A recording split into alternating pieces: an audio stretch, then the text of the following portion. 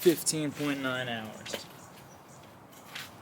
The Fc350 Husqvarna, phenomenal. Corners super easily, smooth. For me, I had to get the suspension done.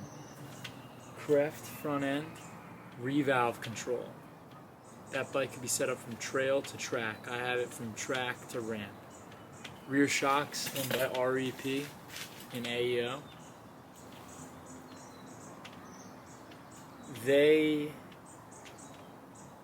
made it match to where I'm not bottoming. I think I did like twice, but I overjumped the landing by like 20 feet. So I stiffened up. I think I'm like 3-4 clicks stiffer on the rear from that setting that Mark made me, and a little up on the high speed compression too, and rebound at a slowed down 1 to keep it not as reactive, but it's really good.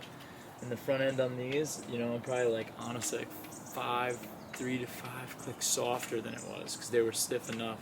And I'm up to here on my finger of distance before the bike bottoms, and I've been over jumping, sending, so that's from the biggest hits. I haven't moved them back up. It's epic. I run it at 152 psi in the air pressure, and I run my tires. I like running like 13.5, a little more than that 12.5, like gushy. I like just for the big hits and for where if you're pushing it into something fast, they handle good. They corner well, excellent. Dunlops, MX 33F, I guess it's called. That's what they have on these bikes stock, and it's epic. It's the Heritage Edition. Looks like one of the vintage Husqvarnas from back in the day. And the 350 motor's epic. I like a 450 because the bark is nice, and you know, once you're on it, you're like, wow, I'm really going fast before you know it.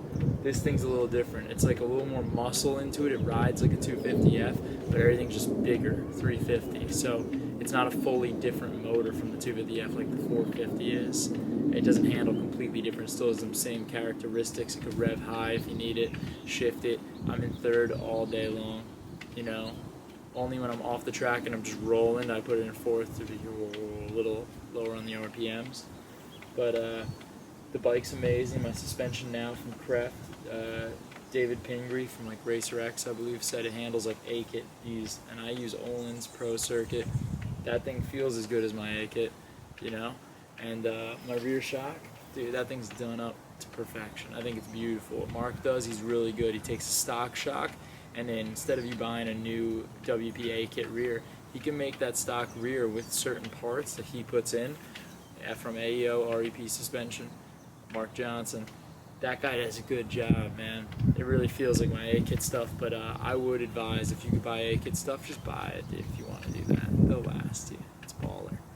Creft's good to try though because the settings are so variable and can ride such a transitioning amount of tracks if you're going from track to trail. You know, it's a plethora of options, all from that revalve control designed by Creft. They're intelligent, they're great. And this Husqvarna 2023 chassis, I have a 125 as well. Dude, it handles so good, and I believe these bikes are easier to scrub lower for a counter steer up the face that brings you into that drop in. If you go whoop and then over to get that low scrub, these bikes do it better than the older frame models. The other ones you would have to scrub, but it would kind of curve. Your frame would curve over the whip. This one kind of goes in, and I noticed for the oppos on this bike, it's pretty good, man. You know, it's pretty good. I like them a lot. You know, they're really steez, and they whip comfy.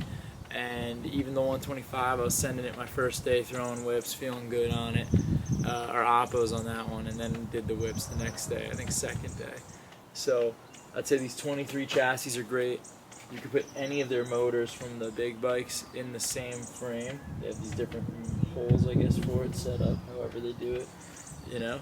But epic. I would suggest buying it. You know, get a good price from your dealer. You know, if they're charging you $1,500 freight and $1,500 build, they're overcharging you. If they're charging like $500 freight, $500 build, that's like usually what they do, $1,000 over what the bike price is. So if the bike price is supposed to be like, let's say 11, and they're charging you 12 out the door. That's pretty solid, you know, 12.3 with tax, you know. But I know you can get these bikes for somewhere in the 10 market, you know. Let's say even higher 10s. That's a good price, bro, for these things, straight out the dealer, out the door. Everything's good. 15 hours. Suspension's nice. Wheels are good. You got to tighten the spokes once they first get loose, and then they're pretty good after that, you know. But always keep a check on them. And chain, sprockets, the gearing's great. Perfect gearing, I believe. You know, third gear. If you wanted to drop, I think it's a 52. If you want to put on 48 and let that third hold, I mean, that's what I'll probably do next. Bike, I like air forks, how they feel when they're set up. Stock, I did not like this bike. Stock suspension was so soft. It was bottoming everywhere at Englishtown Raceway Park. Home track, I know that place. It was just not solid. Everything, forks are bottoming, the shock's bottoming. Too soft for if you're going big. And you can do the Creft combo with the Mark Johnson REP shock like I did, which I don't know, you might not want it. Or you can get a fully matched up REP setup, which is pretty good. And you can get, I've had that and a Creft. I bet you they'll do the shock rate. You get them full setup from them. Tell them you want revalve control and what you're riding, your weight. Get it set up for your style. And yeah, make sure you got your abundant and prosperous bar bands to remind yourself that you're abundant and prosperous all day, every day when you ride. Ride safe. The motor on this thing's kicking. It feels light, easy to wash, get all the spots on it. And overall, maybe I'll check back in at 30 hours, tell you what's up.